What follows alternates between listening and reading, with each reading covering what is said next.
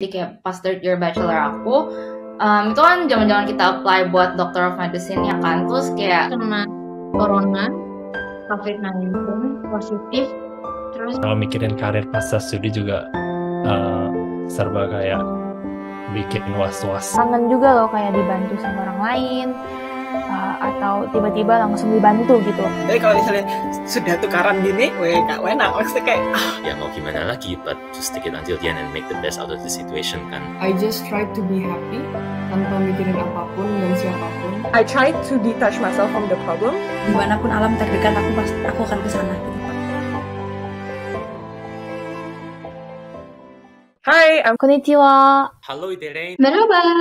Hi everyone. Servus. annyeonghaseyo. Halo.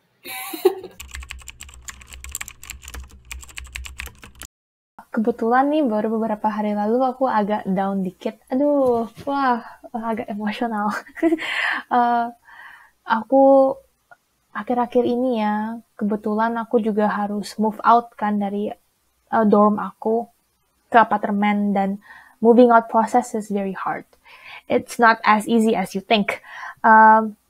Also, aku juga harus siap-siap untuk exchange ke Finland. Jadi itu hal-hal, dan juga it's finals, jadi ulangan akhir semester itu barengan, jadi semuanya bentrok satu minggu itu. Waktu tahun 2021, tahun kemarin aku kena corona, COVID-19 positif, terus kayak aku cuma menjalani hari-hari karantina aku tuh dengan teman rumah gitu, kayak tanpa keluarga di sisi itu cukup sedih sih sebenarnya. Tapi yang lebih bikin sedih adalah ketika orang tuaku sedih gitu, karena mereka ngerasa ya Allah anakku gitu lagi sakit tapi kita nggak bisa ngerawatnya gitu. Itu yang bikin lebih sedih sebenarnya. I think lebih ke ini sih, kayak job applications or like even internship applications. Karena di UK kan ada something called placement year. Kalau misalkan kamu S1-nya bisa ngambil program 4 tahun. Jadi kalau normal 3 tahun, 4 tahun ini kayak you can go for first year, second year. Tahun ketiganya tuh bisa kerja selama setahun atau kuliah lagi ke negara lain gitu, bisa tergantung uninya. Barulah balik di final year di tahun keempat. Jadi ada placement year, and then you also will be applying for graduate jobs kan kalau misalnya udah tamat. Dan menurut aku, my lowest moments had always been di periode-periode ketika apply beginian, karena it's really a numbers game. Kayak you apply to like when I was doing my placement year application, I applied to 40 plus companies until I got my first interview. And then I eventually got it gitu. I eventually got the job and I worked for 1 year at BMW. Cuma right now, even for graduate jobs, I've been applying. Sekarang tuh kayak ada 130 lebih yang I've already applied since almost a year ago. And I've done like almost 15 interviews, but no job offers so far. Jadi kayak it is very tough, especially if you are facing it alone gitu loh, kayak nggak ada orang tua, nggak ada kayak keluarga around you. I mean, you can tell them, tapi kan kayak nggak real time gitu kan. Mungkin ya aku masih ingat kayak pas aku third year biomedicine, jadi kayak pas third year bachelor aku, itu kan zaman-zaman kita apply buat Doctor of Medicine ya kan, terus kayak basically pas kayak the main round of offers keluar, aku nggak dapat offer letter buat Doctor of Medicine. Jadi terus itu kayak exam period juga, jadi kayak untung exam aku masih bagus. Itu kayak aku nangis-nangis sambil belajar, kayak bayangin kayak nangis tapi harus belajar kayak gitu. Ya masalah-masalah kecil yang menumpuk jadi gede, maksudnya terjadi di satu waktu yang bersamaan, akhirnya burn out. Itu aja waktu aku ke Prancis ya untuk pertama kali, karena waktu itu kan aku dari Singapura dengan sebuah sistem pendidikan yang benar-benar sudah berbeda, dan aku datang dengan ekspektasi yang berbeda, dan tiba-tiba memang benar aku yang memilih untuk berganti sistem itu sendiri dan mendapatkan pengalaman baru, tapi awal-awal memang susah sih untuk beradaptasi ke sistem itu. Tukaran sama tukaran sama temen deket.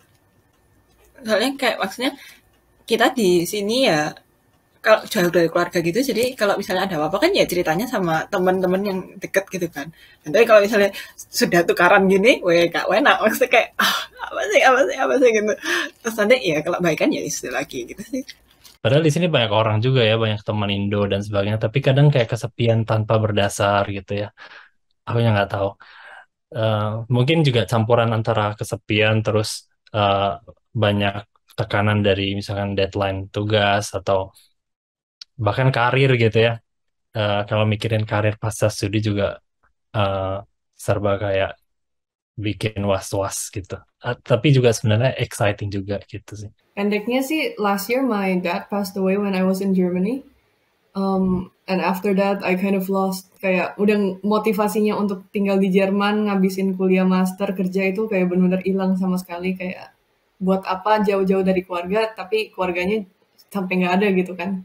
Jadi kayak saat itu udah keluar, udah kayak cancel ujian, udah sulking tiap hari. Cuman dengan support orang-orang terdekat juga kayak abis itu decide untuk lanjut terus, dan sampai sekarang ini udah mau habis sih, sekarang udah tinggal tesis kan, can't believe bisa ngelewatin. Cuman pasti ada masa-masa susahnya, kita perlu support system yang benar juga di saat-saat itu. Itu sih buat aku agak lonely, meskipun ya kita punya teman-teman di sekitar kita, tapi there's that feeling kayak aku butuh banget nih bantuan, tapi aku nggak mau minta tolong karena nggak enak kan kalau kita minta tolong terus gitu. Meskipun kalau misalnya kita kasih tau ke mereka bilang oh nggak apa-apa, kok minta tolong aja nggak apa-apa.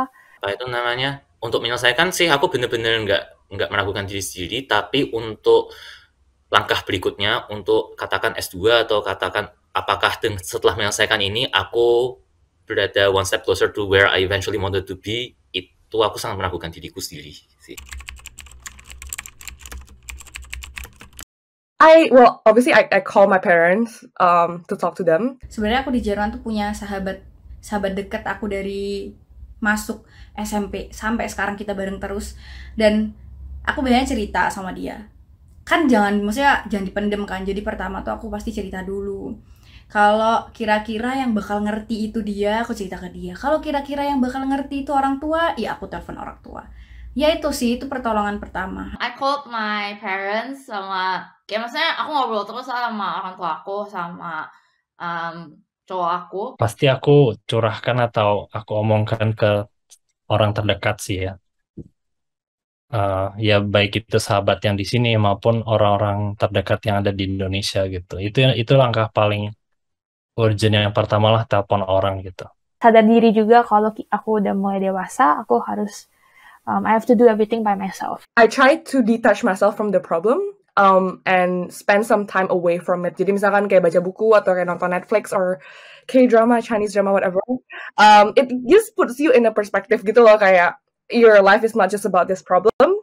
Like the problem is part of your life, but it's not your life. I just try to be happy tanpa mikirin apapun dan siapapun. Jadi kayak udahlah, benar-benar waktu itu cuma jalan-jalan doang, nonton, makan, kerjaannya kayak nggak mau mikirin kuliah, kerja ya udah, maksudnya kayak sebatasnya aja terus. And the moment I felt happy, itulah saat dimana aku sadar aku sebenarnya mau nyesain kuliah ini. Dari beasiswa pemerintah Turki itu sudah mencakup salah satunya health insurance.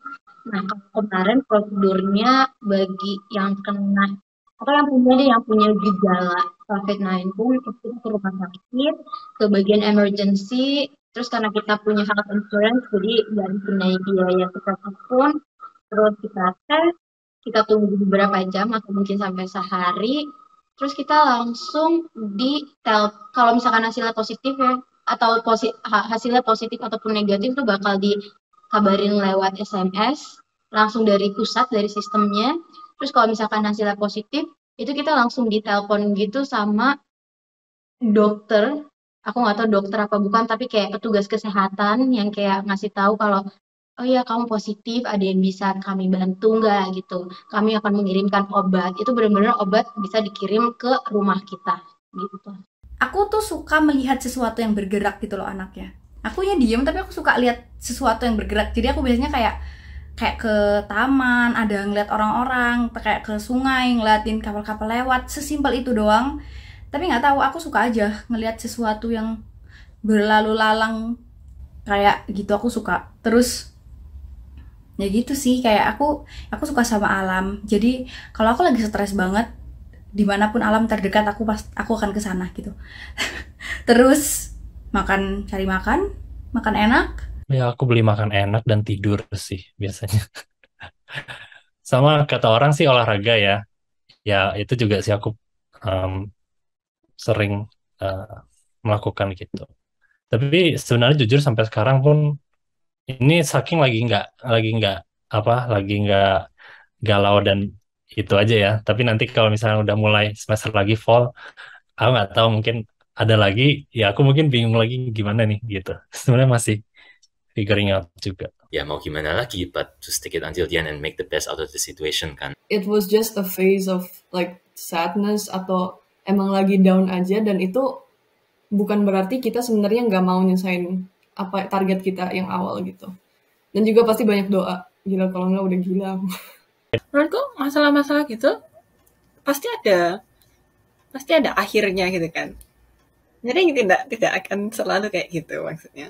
Kalau kangen sama keluarga juga pasti menurutku juga merasakan kayak kadang kangennya itu kayak periode tertentu. Ya enggak sih?